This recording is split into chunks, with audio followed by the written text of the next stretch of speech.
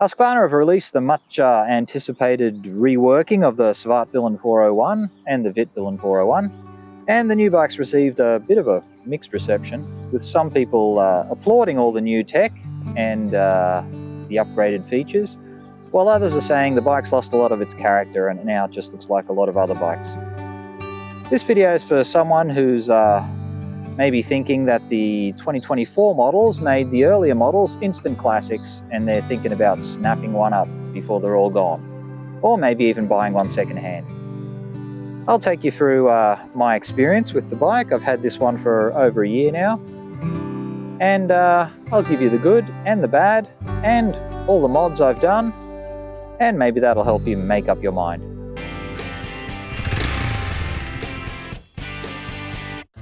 I first saw this bike a few years ago. I was thinking about teaching my son how to ride, and he showed me a picture of this bike in a Japanese motorcycle magazine.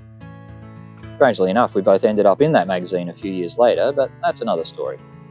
Anyway, my initial reaction was, that's a cool looking bike. But I also thought, we live in Japan, why the hell would I buy a European bike? And anyway, are there any Husqvarna dealerships in Japan? I thought they made sewing machines. So the Svart was forgotten for a few years, and I ended up buying a second-hand GN125 Suzuki for my son to learn on. And that was an awesome bike, and I wish I still had it. After many nights of stealth practice in car parks and many hours of watching Dan the Fireman videos... What is up, everybody? It turned out my son had some skills, and he passed his license first shot, which is pretty impressive in Japan. Anyway, to cut a long story short, the more I learned about the Svart, the more I realized maybe it is the perfect first bike for my son. And after we found out there was actually a Husqvarna dealership down the road, it started to feel like destiny that we get one.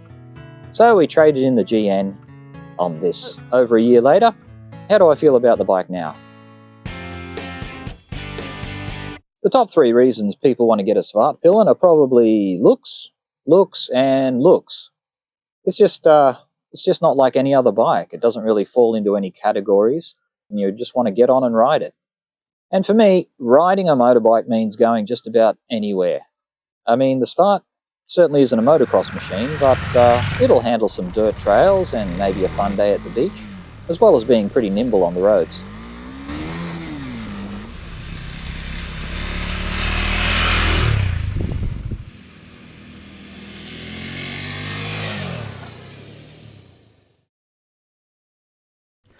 Apart from the head-turning looks, the 2022-23 Svart boasts an impressive features list. There's bi-bray brake calipers, there's 2-channel Bosch ABS with off-road mode, there's WP suspension, which is fully adjustable, there's an easy shift quick shifter, and some nice-looking spoked wheels with those eye-catching Scorpion tyres. Another thing the older models do have going for them is that there's a fairly good range of aftermarket accessories for them. You won't have to spend too much money to get your bike looking and working the way you want. But as with most things, it's not all goodness. The earlier Svarts do have a few weak points. Let's start with the overall build quality. In my opinion, it just doesn't seem to be up to the standard you'd find on most Japanese bikes. There's little things like parts not lining up so well over bolt holes, and there's some sloppy paintwork and welding sometimes. But the biggest complaint most early model owners have is probably the fuel system. I would sum it up as annoying, but not such a big problem. For starters, the tank only holds 9.5 litres. That's pretty small by most standards, but on top of that, the fuel gauge doesn't really seem to serve much of a purpose. You'll start getting a low fuel warning pretty quickly, but when you pull into the gas station, you'll probably find you can only get around 4 or 5 litres into the tank. By the way, just remember your Svart needs high-octane fuel. I've seen a few stories of owners complaining about the engine stalling, only to realise that they put standard fuel in the tank. Basically, you should easily have a fuel range of around 200 kilometres, so you're probably better off using the trip meter as a fuel gauge. As for that other liquid you'll need in your bike, the Svart requires expensive Motol synthetic oil, along with a fairly complicated oil change process. Since I've only ever had Japanese bikes, an oil change for me means undoing a couple of bolts, draining the oil and refilling. The filter can be easily unscrewed and swapped out every 2 or 3 changes. But on the Svart it's not that simple. As you can see here in these scenes from the AutoStars channel, I'll put a link in the description if you want to check out the whole process, you'll have to change multiple filters. One of them will have to be hacked out with a screw or something. Altogether, an oil change will cost you around double that of a similar Japanese bike, both in time and money. And finally, it's not really a negative, but the stock seat is a little thin. Husqvarna does offer this Ergo seat as an upgrade, and if you can get a hold of one, it's probably worth your while. There's a video on my channel comparing the two seats, but basically the Ergo seat has better quality foam, but its best feature is it just looks a lot better. And that's pretty much all the bad things I can say about the Svart. It certainly isn't a perfect bike, but that's part of its character. None of these things are really deal breakers for me. Anyway, let's have a look at the mods I've made. Let's start with the headlight guard. Now this actually was thrown in as one of the features of the sale they were having at the Husqvarna dealership. I can't remember how much it cost, but it's Husqvarna, so I would say at least $50. Now it is the official one, but it does look suspiciously like the Chinese ones you can find on AliExpress. And on top of that, if you look in here, you can see that it did start to rust pretty quickly. So, whether that's worth getting the official one for or not, I'm not sure. But anyway, it does look good. I think it adds a lot to the character of the bike.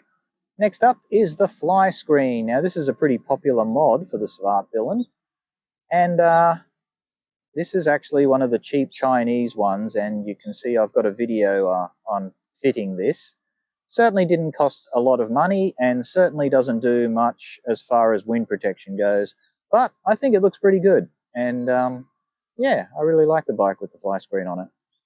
This is another cheap mod from AliExpress. It's a radiator guard, and was no trouble to put on, and I think it does a pretty good job of keeping rocks away from your radiator, because that can be a real problem. If you've got a Duke 390, it's also pretty much a must-have for you as well, because I've heard some stories of stones flicking up, punching a hole in your radiator, and all of your coolant dripping out onto the floor. Cheap, I think it was about $10 at most. Very easy to put on, and a well worth it modification. Next up, probably something every single Svartpilen owner does, and it's the bar end mirrors. I mean, they just really do suit the bike so much better than the Mickey Mouse mirrors you get as standard. They actually even work better than the stock ones, because the stock ones tend to not be too wide angle. They kind of show your shoulder more than anything. Now these are some cheap ones from the company Fenrir, which are a pretty well-known company. These only cost, well, they're less than, I think they're less than $40. I don't know what the going price is now. But also, not too much trouble to put on, and I think they really improve the character of the bike. Next up, sliders. Now these are actually from a Taiwanese company called Lixum, and I got these fairly cheap. I think they were $90 US for a set. But I checked recently, and they have doubled in price, actually, so I'm not sure what's going on there. I did look at a lot of others. I mean, there are a lot of cheaper ones you can get, but I just think these ones just suit the bike so much better. They're not too, they're not too dominating in their appearance. They're kind of subtle, and they're also functional because they stick out just enough to protect your bike if you're going to do a tip over. Next up, the tank bag. Now, you probably know that the Husqvarna tank bag comes in at around $200, which seems a lot for a bag. But anyway, the good thing about the Husqvarna one is it fits onto the magnetic tank rack beautifully and is really handy. I ended up getting this one, which is from a Japanese company called Komine, and I just modified it with some thread and needle so the magnets lined up with the magnetic parts on the tank rack, and yeah, it works fine. Next up, the phone holder charger. Now this is also from a small Japanese company called Kaedeer. It's a phone holder and a wireless charger at the same time. It was pretty easy to install. There's an install video you can find on my channel. Yeah, so if you're going to be thinking about putting in a USB plug or anything, very easy to do on the Svart. This is a Rock Brothers pannier bag. Rock Brothers make fairly cheap accessories, although I don't call this one that cheap. It was around $50 US, but it's very strong, and it suits the bike fairly well. I did find some other very similar pannier bags on AliExpress for less than half the price, so maybe I should have gone with those. I just put a yellow strip of reflective tape over the Rock Brothers logo, so it kind of makes the bag blend in with the bike a bit more. Next up, the pannier plates and jerry can. Now you can find a whole video on the jerry can story on my channel, so if you're interested in that, search that down. Now you can buy these pannier plates and the carrier as a set on AliExpress very cheaply. I mean, I think under $100 for the whole lot. Now, as we mentioned, the fuel range of the Svartpilen is not that great, but having said that, we only really use this when we go on a pretty long trip up into the mountains or something, just for some peace of mind. So you know you're not going to have any trouble with fuel running out. It's pretty handy. You can just pop it off when you're not using it, like this. And then you've just got your bracket sitting there. Next up, just a fun little mod. This is a helmet lock. Probably not the most secure way to secure your helmet, but anyway, it's pretty handy.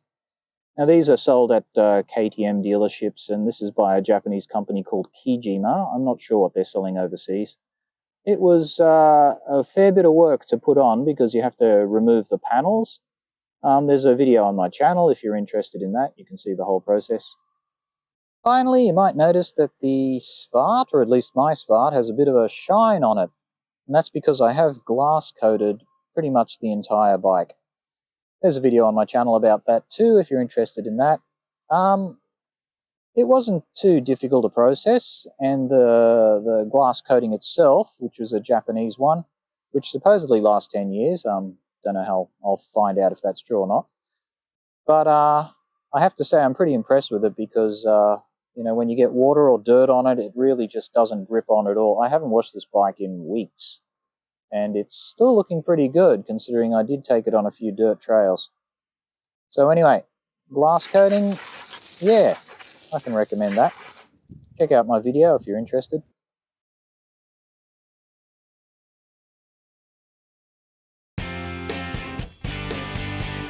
So that's it for my review of the Svartpilen 401 pre-2024 models.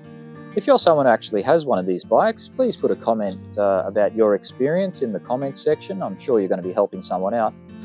Anyway, as for me, as you saw from the video, it's not all positive, but in general, I really like this bike. It's a lot of fun, and I don't think I'll be selling it for a while yet. Anyway, ride safely out there, and thanks for watching.